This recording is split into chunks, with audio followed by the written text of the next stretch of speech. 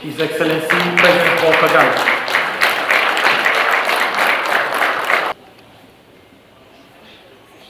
You may kindly be seated.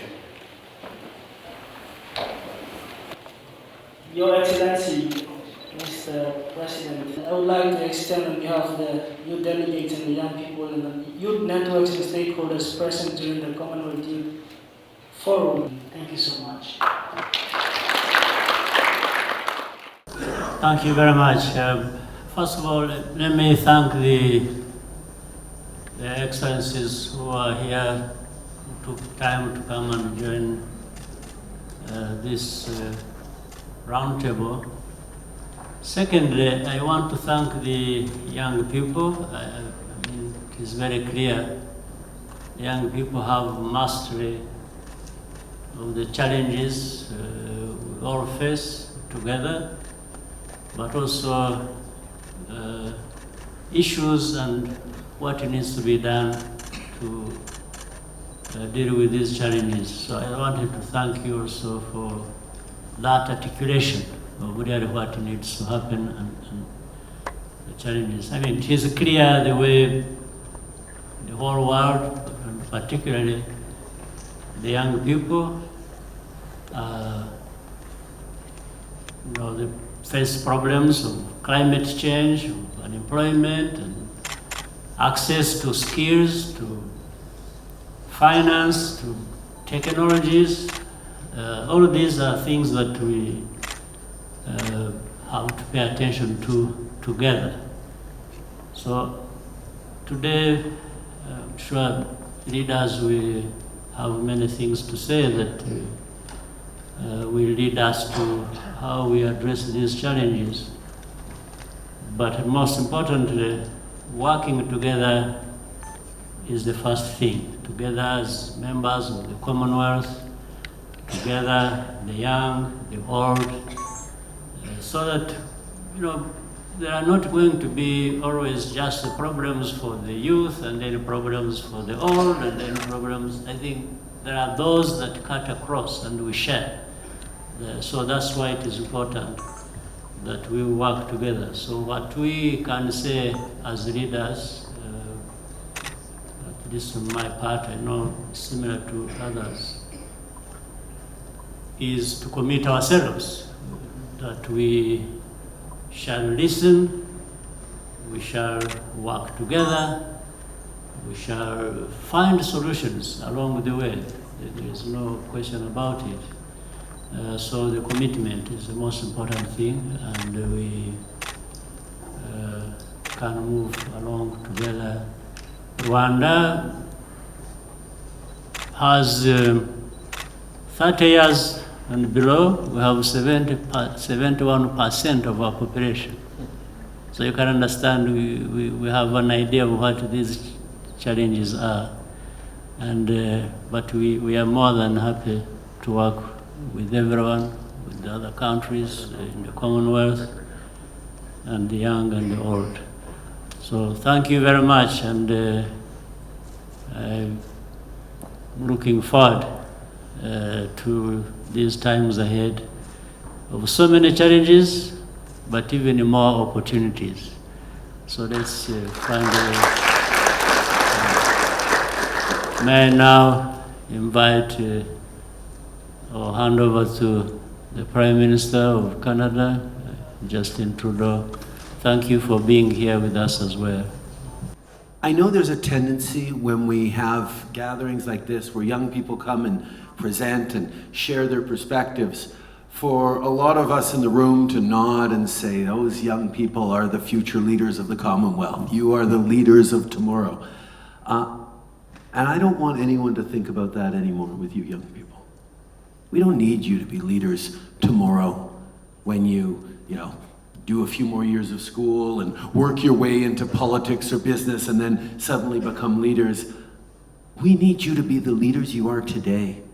We need to recognize that the words you have today, the voices you have today, and not just the things you can tell leaders like us that we should be working on, but the things you can do and must do yourselves is what the world needs, is what the Commonwealth needs.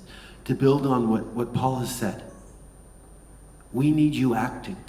And in order to do that, we need to make sure we're empowering you as much as we can. So it's important to have these sessions now where you get to report directly to a collection of us of all the things you're working on. But what happens between Commonwealths as well? How we actually empower you to weigh in and shape the things, whether it's educational programs and the jobs of tomorrow, or whether it's economic opportunities, or whether it's fighting climate change. You should be directly contributing to the policies and the positions that the Commonwealth puts forward as an organization and that all of us bring back to our countries as well. It is more than just checking in with young people, because what we need right now in all our governments, in all our organizations, is more long-term thinking. Politicians, we tend to work on a shorter-term cycle. What's gonna help me get reelected? What's gonna matter to people who are worried about inflation and the cost of food, the cost of fuel right now? And yes, that's really important, and we stay focused on that.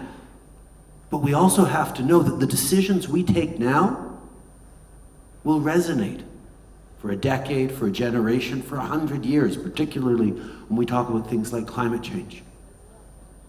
And that's where your perspective of not thinking about, well, what are you going to be doing next year or the year after that? Well, how are you going to be living 20 years from now? What kind of future do you want to build for your grandkids, which you haven't really thought about yet? That level of thinking is essential in government. One of the things that Canada did when I first got elected was I created the Prime Minister's Youth Council. And it's, well, lots of people have youth councils, and it's a very trendy thing to do as politicians. But what we made sure to do is actually connect those young people to the levers of power, to shaping policy, to sitting down and working with ministers on different things. And yes, they reshaped Canada's youth policy that made it into legislation and is now shaping the way we actually engage and empower young people. But they also weigh in directly on issues like reconciliation with Indigenous people and how the government's doing on that, and climate change. And they're helping shape policy in a way that isn't just, well, this is what young people think, I hope government takes it away and does something with it. And that's what we need from all of you. We need you to be involved, but we also need one other thing.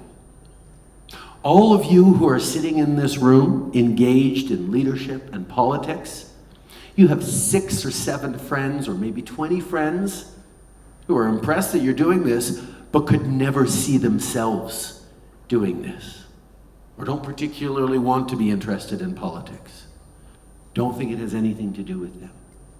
You need to help us, as leaders, as organizations, connect with them too.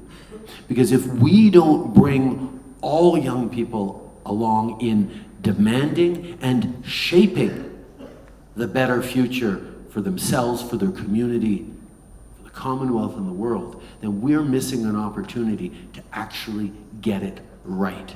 And right now, the amount of trouble in the world means that if we don't empower you to help shape how we all fix it, then we're not going to get it right. So I am deeply, deeply grateful to see all of you here and look forward to continuing to work with you and a lot of exciting young people like you in the coming years as we tackle these big problems and solve them together.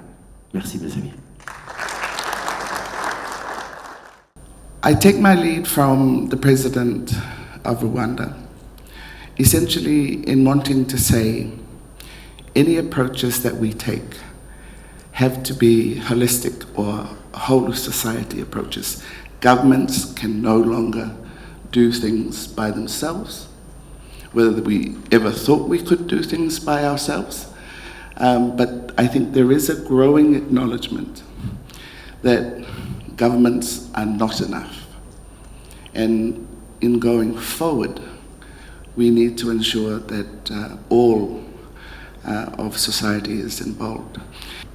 And I think we are at a juncture that gives us the opportunity to reimagine where we thought we were going and how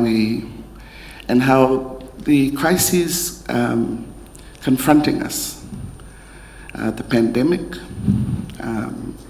the climate change, and I really do, from a small island state, it has become very apparent that we do need to reimagine.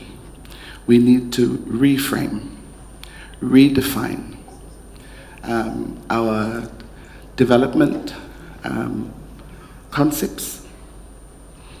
And it's also, and I think all this is premised on what are the values that we want to ensure is the basis from which we work.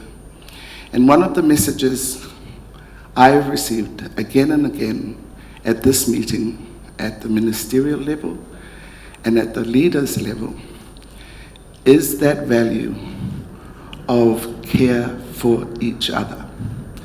That each of our survival is dependent not only on looking out for your interests, but looking out for the greater interest. So one last practical thing. As small island countries reporting to various agencies, so perhaps the SDGs is one reporting, because it does give us an idea of what we're doing, how we're progressing, and if in fact what we thought we were doing is the right thing to do. So, just from a practical point of view, in Samoa, we have quite a few programs going, as I'm sure in many other countries. We have, of course, the youth farmers, the youth internships, our street vendors back to school program, green jobs for green work, young weavers program. We have a seasonal workers scheme, and the Youth Entrepreneurs Council under our Chamber of Commerce. And we have the Youth Employment Program, the Youth Co-Lab, and it's supported by UNDP and ILO. So I just wanted to put it on the table because I think it's important when we're having these kinds of discussions that we can actually hang, some of the concepts and ideas that we're talking about some of the actual work that we're doing.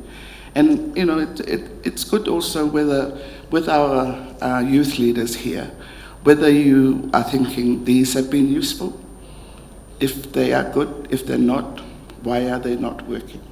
So thank you very much. We have been on a long journey in the last 6 years, and we have listened to each other so trenchantly. When we came together in Uganda, we made a number of promises to each other. And I heard you when you said, we don't want to be on the menu, we want to be round the table. And so I feel immense pride in each and every one of you. And you know that the 60% of the Commonwealth who are under the age of 30, you're all mine, every single one of you. And the pride I feel today is immense, because you have demonstrated why the chairs in which you today sit should be owned by you, are owned by you. And I want to say to each and every one of you how profoundly proud I am of you, and how much love and affection I have for each of you. Because you today have spoken not just for yourselves, but you've spoken for the 1 billion more young people who cannot be here, whose voices are really heard, but all of our leaders are listening to you. Today is a moment for us to reset the agenda, for us to start to reimagine what our world could be, what our world should be. And you are shaping it for us and with us. If you look at who the real innovators are, they are people under the age of 30. If you look at the new geniuses that are coming up, and I'm thinking of your brother or your sibling who's 12, some of them are 9. And they are gaming, and they are reshaping. And we are determined to reshape with you.